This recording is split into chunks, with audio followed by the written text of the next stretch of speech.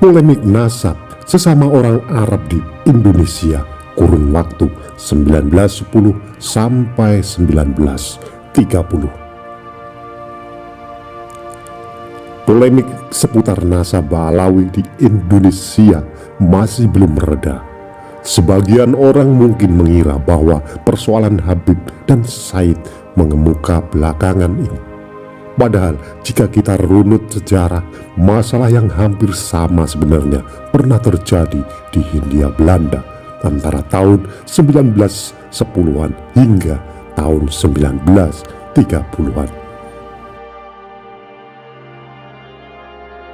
Sebelum melanjutkan nonton video ini, bagi yang suka dengan video-video kami, tolong bantu subscribe, like, komen, dan share. Bagi yang tidak suka, abaikan saja. Kami di sini tidak ada niat untuk menyudutkan orang-orang yang terlibat. Kami di sini tidak mengurangi atau menambah isi sumber untuk menjaga otentisitas sumber. Kami di sini hanya mengulang sejarah-sejarah yang sudah ada. Riwayatnya bermula ketika pada 17 Juli 1905 di Batavia berdiri organisasi Jamiah Al-Khairiyah yang lebih dikenal Jamiatul Khair. Organisasi ini dibentuk untuk mewadahi orang-orang Arab atau keturunan Arab yang ada di Hindia Belanda.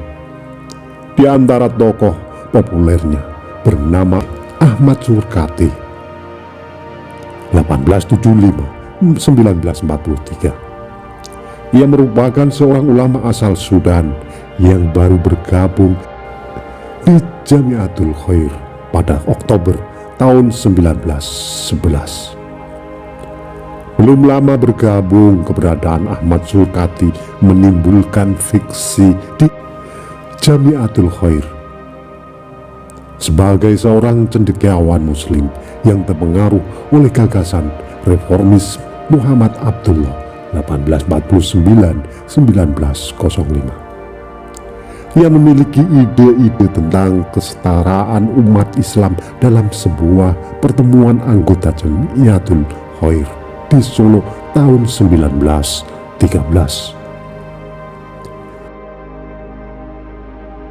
Ahmad Surkati berfatwa bahwa Islam memperjuangkan persamaan dan tidak mengakui kedudukan yang mendiskriminasikan berbagai kalangan hanya karena darah keturunan, harta, atau pangkat.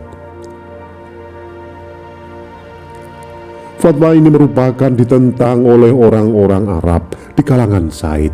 Ide-ide Ahmad Surkati dianggap dapat menjadi ancaman bagi mereka kaum Alawiyin yang kedudukannya lebih tinggi dibanding golongan lain dalam masyarakat Islam di Hindia Belanda, khususnya di Pulau Jawa.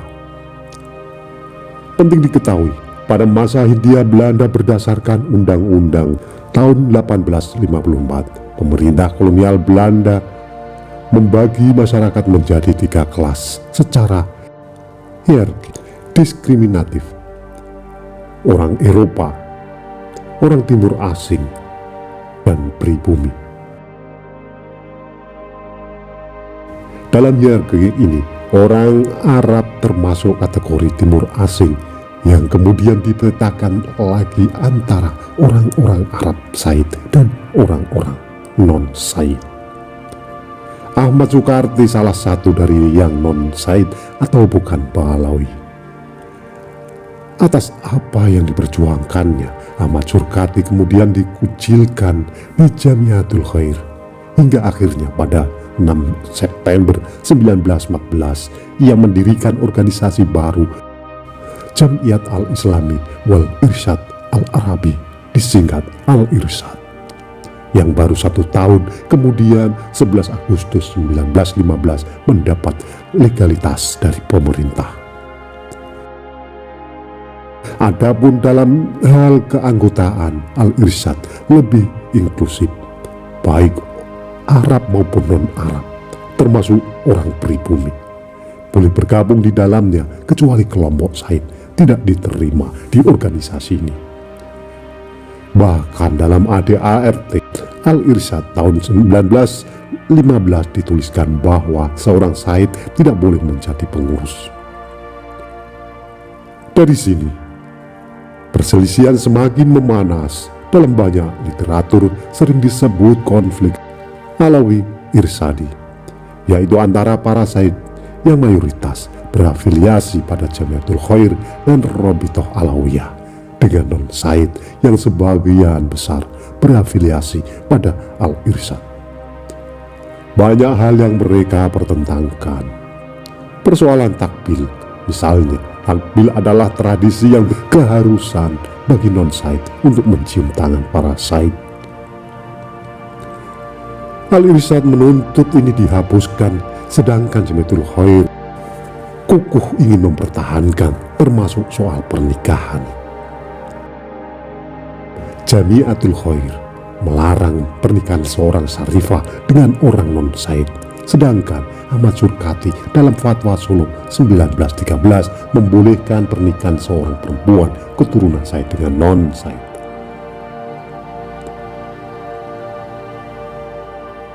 Taufik Abdullah dan kawan-kawan muncul dan berkembangnya faham-faham keagamaan Islam di Indonesia 1871. Ada pula persoalan gelar. Jamiatul Khair menuntut bahwa gelar Said, Syarif, atau Habib adalah gelar keistimewaan yang sakral dan bagian dari syariat Islam, serta hanya merekalah yang berhak menyandangnya.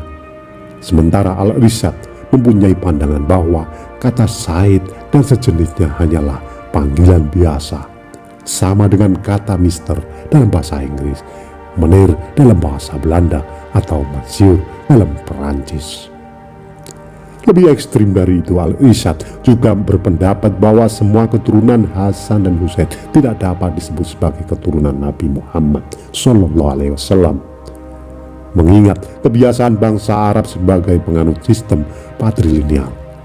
Ditambahkan lagi, kalaupun benar mereka bisa disebut keturunan Nabi Muhammad SAW, bagi Al-Irsyad tidak ada satupun aturan dalam Islam yang memberikan kedudukan istimewa kepada para keturunan Nabi Muhammad SAW tersebut. Dalam sebuah tulisannya, Al-Irsyad mengkritik perlakuan para Said terhadap masyarakat pribumi. Cobalah dengarkan di kampung-kampung bagaimana anak-anak Balawi itu yang masih kecil-kecil sudah pandai membesarkan diri kepada orang-orang kampung.